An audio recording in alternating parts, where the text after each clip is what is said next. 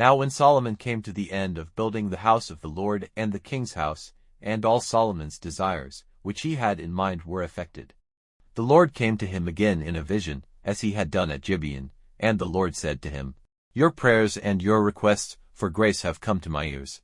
I have made holy this house which you have made, and I have put my name there forever. My eyes and my heart will be there at all times.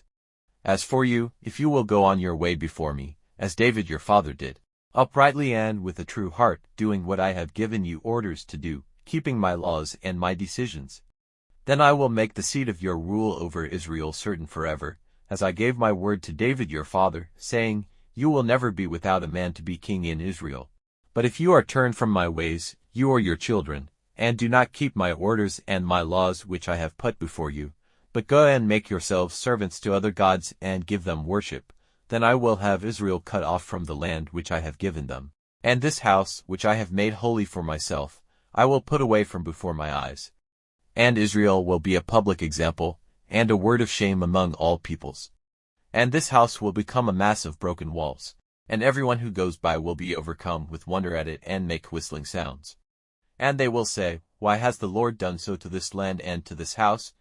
And their answer will be, Because they were turned away from the Lord their God, who took their fathers out of the land of Egypt. They took for themselves other gods and gave them worship and became their servants. That is why the Lord has sent all this evil on them. Now at the end of 20 years, in which time Solomon had put up the two houses, the house of the Lord and the king's house, Hiram, king of Tyre, had given Solomon cedar trees and cypress trees and gold, as much as he had need of. King Solomon gave Hiram 20 towns in the land of Galilee. But when Hiram came from Tyre to see the towns which Solomon had given him, he was not pleased with them. And he said, What sort of towns are these which you have given me, my brother? So they were named the land of Cabul, to this day. And Hiram sent the king 120 talents of gold. Now, this was the way of Solomon's system of forced work for the building of the Lord's house and of the king's house, and the Millo and the wall of Jerusalem and Megiddo and Gezer. Pharaoh, king of Egypt, came and took Gezer, burning it down and putting to death the Canaanites living in the town, and he gave it for a bride offering to his daughter, Solomon's wife.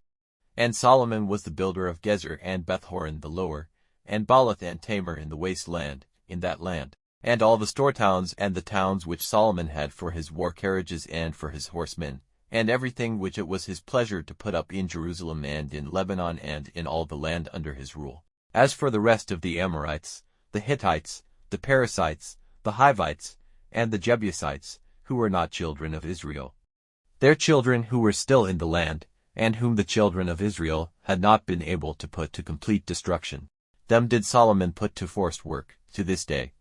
But Solomon did not put the children of Israel to forced work. They were the men of war, his servants, his captains, and his chiefs, captains of his war carriages and of his horsemen. These were the chiefs of the overseers of Solomon's work, 550, in authority over the people who did the work. At that time Solomon made Pharaoh's daughter come up from the town of David to the house which he had made for her. Then he made the Millo. 3 times in the year it was Solomon's way to give burnt offerings and peace offerings on the altar he had made to the Lord, causing his fire offering to go up on the altar before the Lord. And King Solomon made a sea force of ships in Ezion-Geber, by Eloth, on the Red Sea. In the land of Edom, Hiram sent his servants, who were experienced seamen, in the sea force with Solomon's men. And they came to Ophir, where they got 420 talents of gold, and took it back to King Solomon.